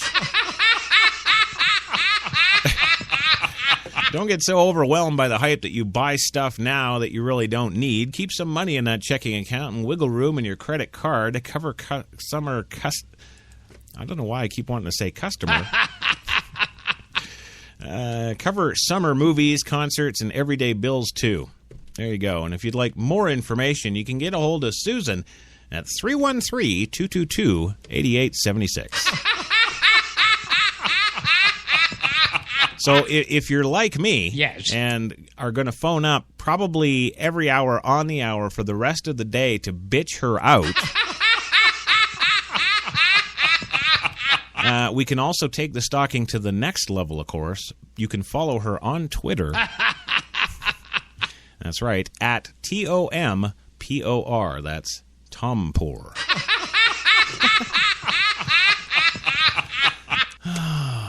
Thanks, Jenny. That was a great story. Let's move on to, let's kind of maybe, get back to some news? Yes. Yeah, that's a good idea. How about the ex-Auschwitz guard who is now 94 years old being sentenced to jail today? I like it. Oh, that's right. That's right. 70 years after the end of World War II, a guard who worked at the Auschwitz concentration camp was convicted in Germany today on 300,000 counts of accessory to murder. What the hell is this shit? He was given a 4-year sentence. Now, okay, granted, that's going to make him 98. Yes. But you know those goddamn Nazis, they never die. Well, Oscar Groening, in 94, nicknamed the Bookkeeper of Auschwitz. Yes, maybe one of the last people to face trial in Germany for Nazi-era crimes. He trained as a bank clerk before joining Germany's SS military unit as a soldier voluntarily. And they always give the story, oh no, I was oppressed, we had to do it or they would shoot us. Yes. Oh, it wasn't my fault, I couldn't stop killing the Jews, I had to, or it was me. Yeah, and of course, my favorite excuse, I'll be back. Well, a judge in the northern German city of Lunenburg convicted Groening for his role at the camp following testimony that he presided over prisoners' belongings and collected their money before they were marched to their death in gas chambers. What a nice man. Yes, he did not dispute the charges and admitted moral guilt for the atrocities. His lawyers argued that he should be acquitted because he did not actively facilitate the mass murder. He just stood around smoking, watching it all. Well, Judge Franz Komchik nevertheless concluded that Groening played a part in that camp and allowed the Nazi regime to murder hundreds of thousands of Jews. Groening did not issue a statement or speak to reporters after the verdict, but speaking to the BBC in 2005 for a documentary, Groening said he saw gas chambers at Auschwitz. I was on the ramp when the selections for the chambers took place, he said. Well, given Groening's age, it was not clear if he could ultimately serve any time in prison. Both sides have a week to appeal the ruling. A 4-year sentence exceeds the 3.5 years sought by the prosecution. Oh, way to go, prosecutor! Yes, we finally have a Nazi war criminal, and we are going to prosecute him. What should we sentence him? Ooh, 3.5 years, good. Yeah. What the Christ is that? What is it? Oh, wait. Yes. Yeah. It's because of that PC thing. Yeah. Well, you know, we can't sentence him to any longer than 3.5 years for killing 300 million Jews because, you know, he's got rights and feelings. Yes, well, Ronald S. Lauder, president of the World Jewish Congress, an organization that represents Jewish interest in over 100 countries, says that it was the correct decision to put Groening on trial despite his old age.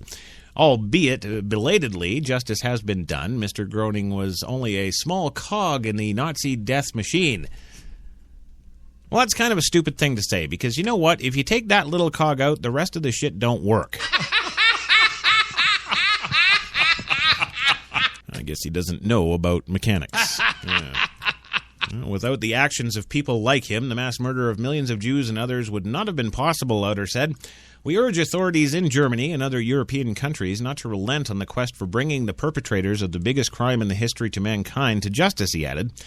Of the approximately 6 million Jewish men, women, and children killed during the Holocaust, around 1.1 million people were murdered at Auschwitz in then German-occupied Poland. The case against Groening related to a period between May of 1944 and July of 1944. Angela Oroz Richt, 70, a Holocaust survivor born in Auschwitz, who now lives in Montreal, Canada, testified at Groening's trial last month. I thank Germany for eventually putting him on trial, although that should have happened decades ago, and although many other perpetrators never had to stand trial for their crimes, she said in emailed comments to us today. And she never really finished that statement, so there you go. Well, listen, we're going to take our second commercial break, but don't you go anywhere, because when we come back, we asked the question, terrorists, they get older. Then what happens? Do they retire? And if so, where? And do they enjoy golf? Well, we've got that story coming up for you. Back into... We're New York's best talk radio, HTLA Radio 1.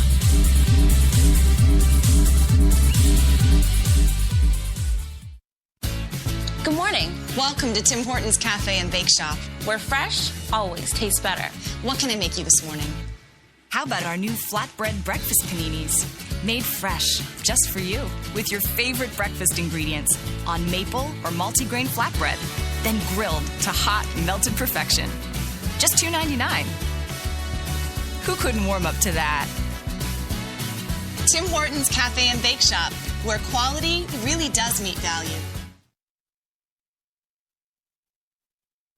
When we arrived at our hotel in New York, the porter was so incredibly careless with our bags.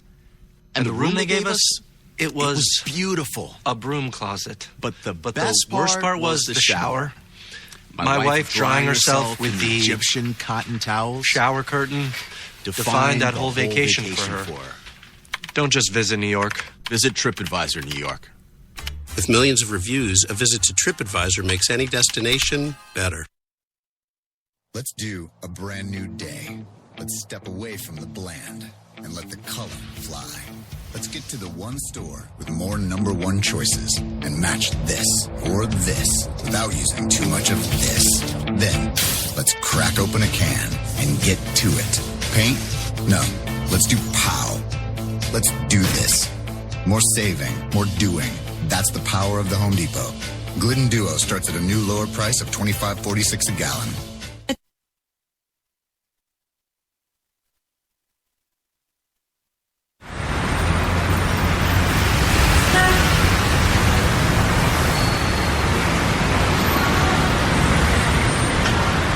I've been so inspired by being in New York because everything from what people are wearing on the street to the way they're interacting with each other, to drive through the West Village at night and you see a couple kissing on the street, or you see someone fighting outside their apartment. Shut up. You've got it locked to HTLA Radio 1. Action! That's right. And the thing with the camera. All right. Yeah, I'm sorry. I'm taking... Taylor is gone. Yeah. No, I don't care how much money they're paying us. I'm not listening to that shit no more. I just like sitting in the West End at night and masturbating in my car. And nowhere in this thing, nowhere does she mention Target. Yes. You know why, Chris? Because you're such a control freak, you don't want anyone to tell you what to do. Really? Is that... Yeah? You think so, huh? No, I don't.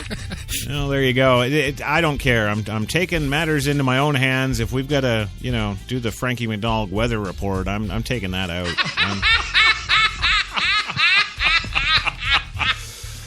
Welcome back to the big show today. Of course, your Wednesday grinder where we're grinding it out on the hump day. We're doing a lot of humping and grinding and not getting no satisfaction. That's right, because Amazon wants to bang you. They're banging me real good. Yeah. Well, they are. It's true. I'm not getting no love anyway.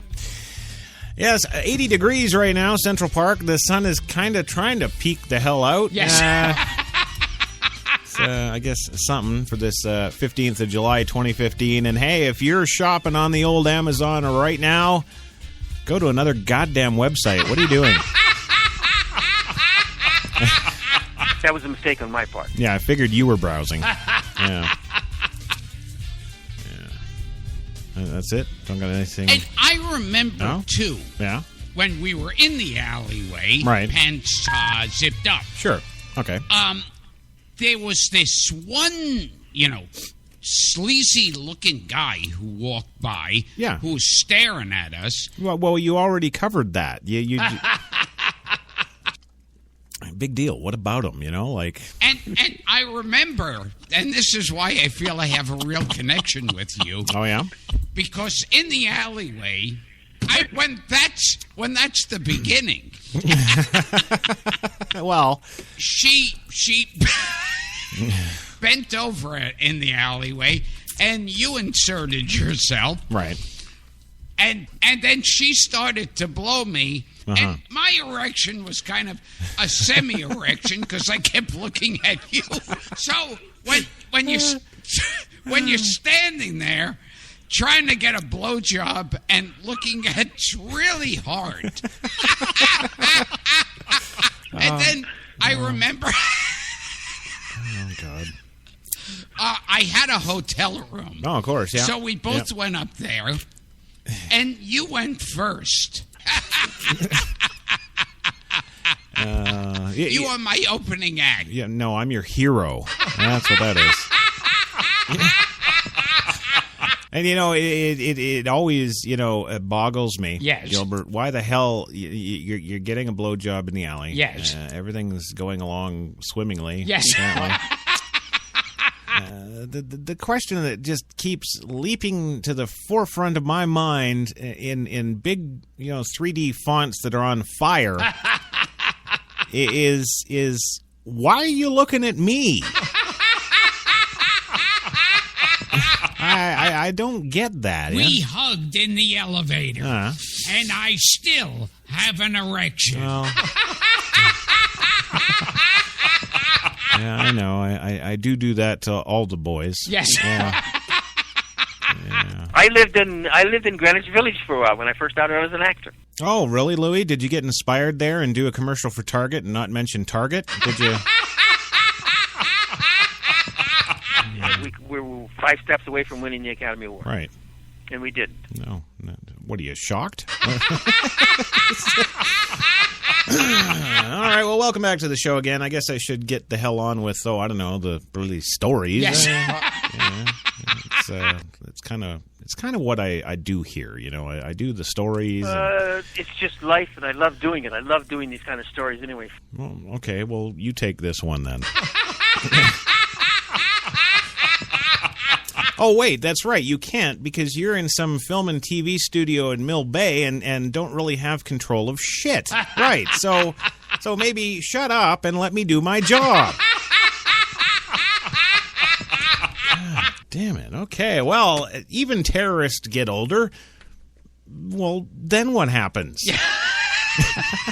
Well, for 30 years, Belfast, Northern Ireland, stood alongside Beirut and Baghdad as some of the world's terror hotspots.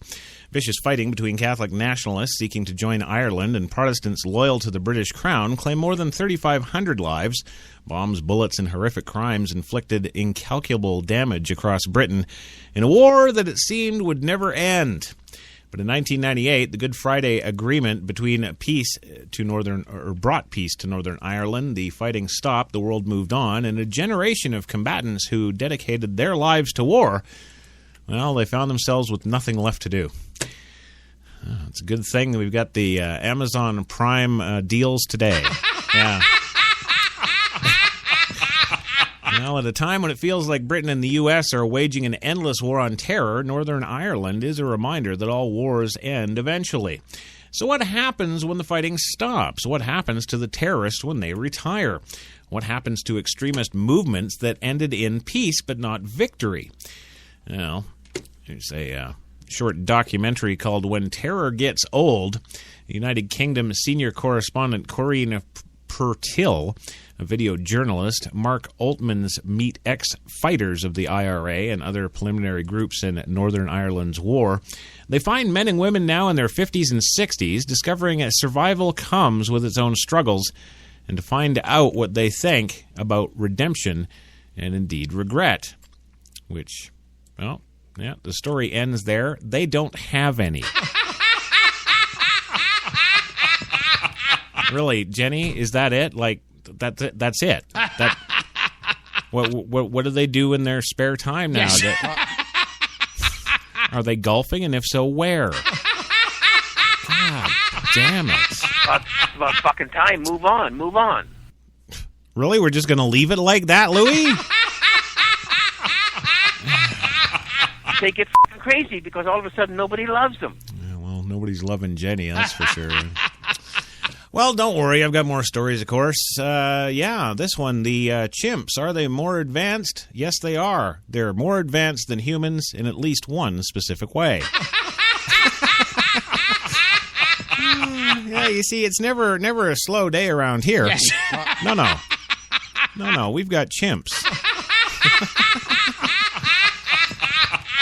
Well, do you consider yourself more advanced than a chimpanzee? Well, then get the hell off of Amazon.com.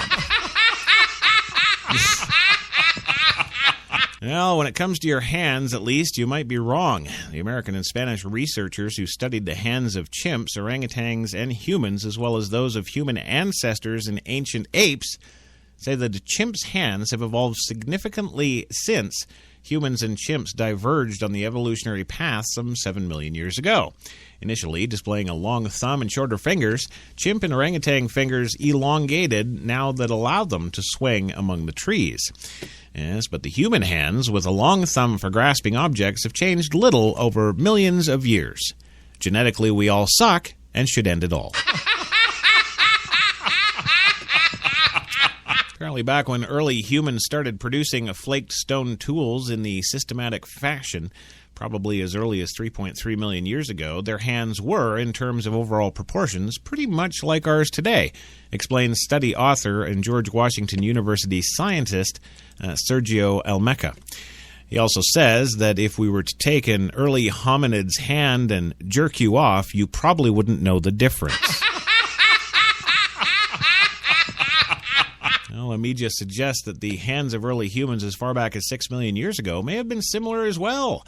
Science reports the whole idea challenges the long-held view that our earliest ancestors had chimp-like hands and evolved over time. The findings, then, as some believe, the result of more recent changes necessary for stone tool making. A university rep tells Discovery News, Almeida adds the human changes that allowed for tool making likely occurred in the brain. So why were our ancestors capable of precision grasping if not to snatch up tools? Amijka suggests that the adaptation made them better at gathering foods. Humans apparently weren't the only ones to have that skill. The study suggests cowpens, baboons, and gorillas all developed a strong grip at the same time. None of those species masturbate. And that's where the story ends. It's about fucking time. Move on. Well, what do you follow up chimpanzee stories with? Well, how about news from Greece? That's right, those little monkeys in Parliament. Well, they voted on the bailout deal amid protests. Yes, they did. In Athens today, protest against a harsh $96 billion bailout plan crippled the capital city today as Prime Minister Alexis Tsipras scrambled to find enough votes to pass the controversial package in the parliament by a midnight deadline. His task was complicated when the majority of his ruling Syriza party came out against the plan that calls for higher taxes, deep cuts in pensions and other government benefits, and the sale of most state assets. The move is a reshuffling of his government. The leftist party was elected in January on a promise to oppose further austerity measures. Now he's trying to impose further austerity measures. See how you go? January, oppose. July, impose. Well, as the deadline neared and Greece teetered on the verge of financial collapse, the general strike and at least 10 separate protests took place all through Athens as demonstrators called for the government to reject the new rescue package or try to renegotiate for better terms from international creditors that include the European Central Bank, Eurozone governments, and the International Monetary Fund. So far, the lenders have been unyielding in their terms.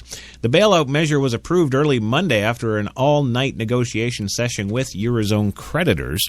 If the measure fails in Greece's parliament, it's likely to result in a cancellation of the bailout plan and an exit from the Eurozone. Panagoutis Lasfanis, the Greek energy minister, said in a statement Wednesday that even if the plan passes as expected, Greek citizens will not be persuaded. It may pass through parliament, he said, but the people will never accept it and they will be united in their fight against it. Tsipras told Greek state television late Tuesday that the terms of the bailout package were irrational. But he also said it was impossible to get a better deal. I tried with all my heart and soul to claim as much as I could, the Prime Minister said, but now the country must proceed under this agreement framework. The IMF called for more debt relief for Greece late Tuesday, a move European leaders rejected at their summit in Brussels over the weekend. The IMF said the nation needs more time to pay off its massive debts, now exceeding $300 billion. And creditors may need to accept that some of its loans need to be written off completely because the economy's distressed nation has no hope of repaying them. It's already behind on billions of payments to the IRS. Not the IRS. Yes, that would be indeed the IMF. Yes, thank you.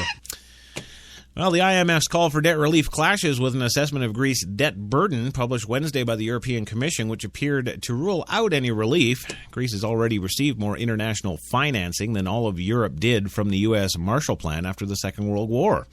Commission President Jean-Claude Juncker said. Leaders of the Brussels summit proposed giving Greece $7.7 billion in temporary financing to keep its banks afloat. Well, the longer three-year bailout deal is finalized.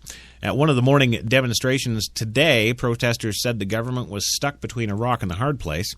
People are going to pay one way or another, either by being forced from the Eurozone or through implementation of these barbaric measures, says Ilias Soros, a 62-year-old cardiologist, who noted that healthcare budgets already reduced by half could face even further cuts. Anitha Loreski, 49, a nursery school teacher, said that the spending reductions called for in the bailout plan were destructive for the nation's schools.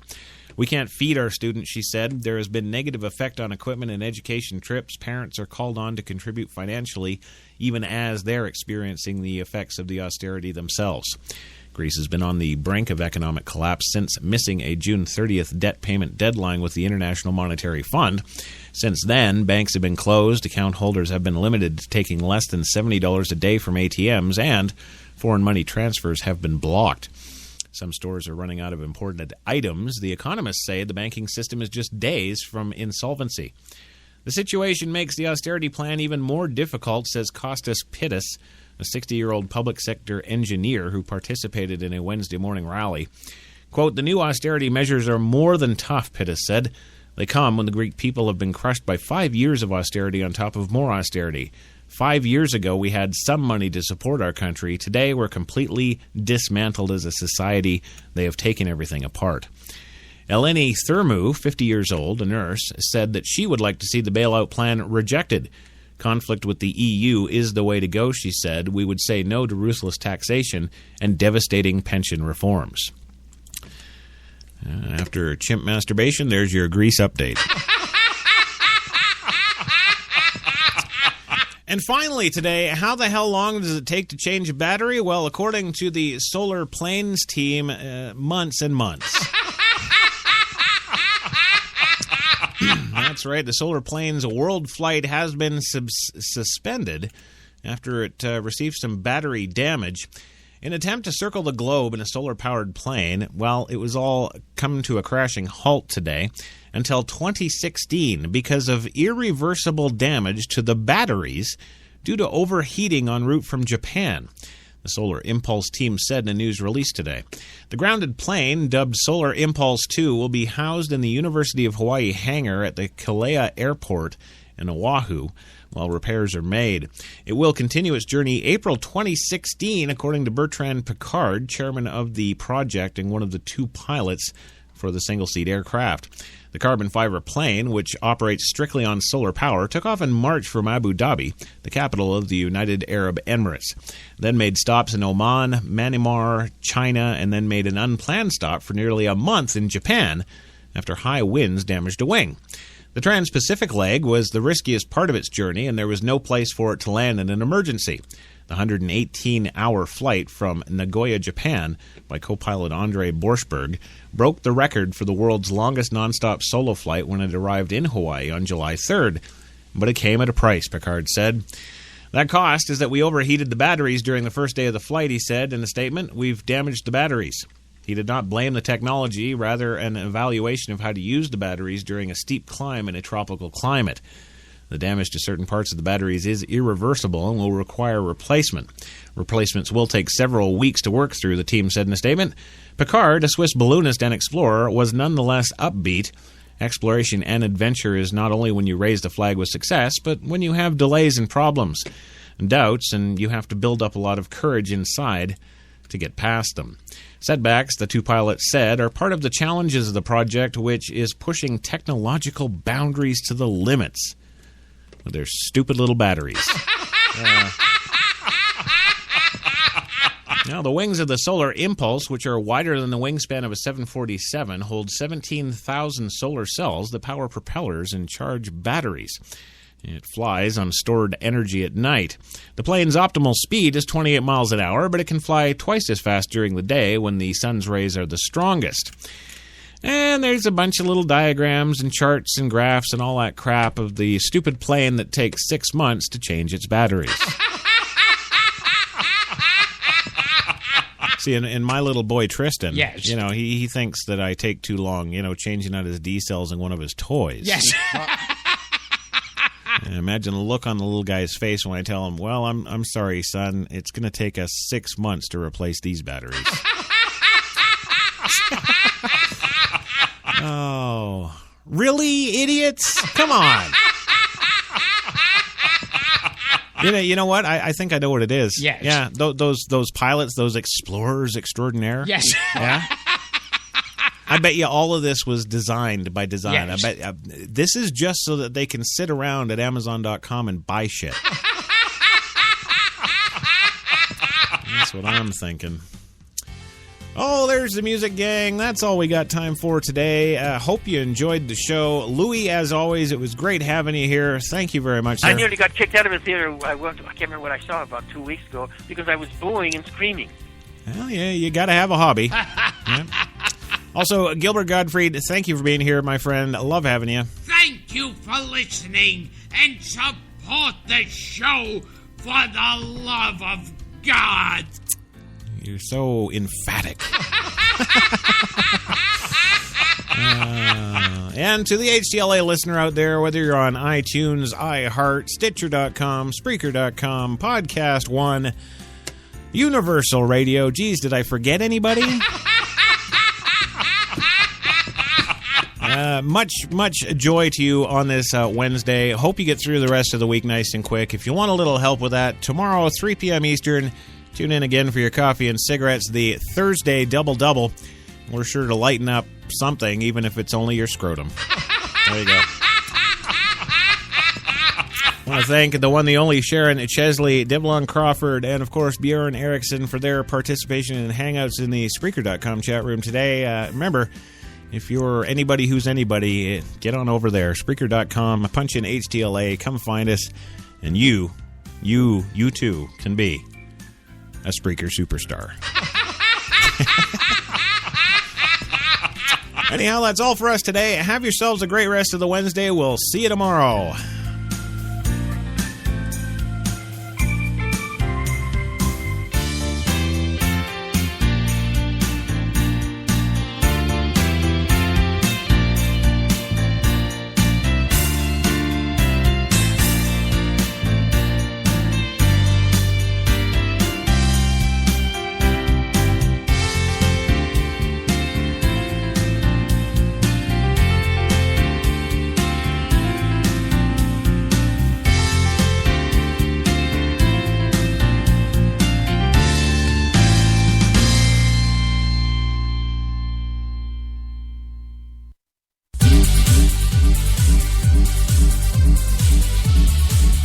York's best talk radio, HTLA Radio 1.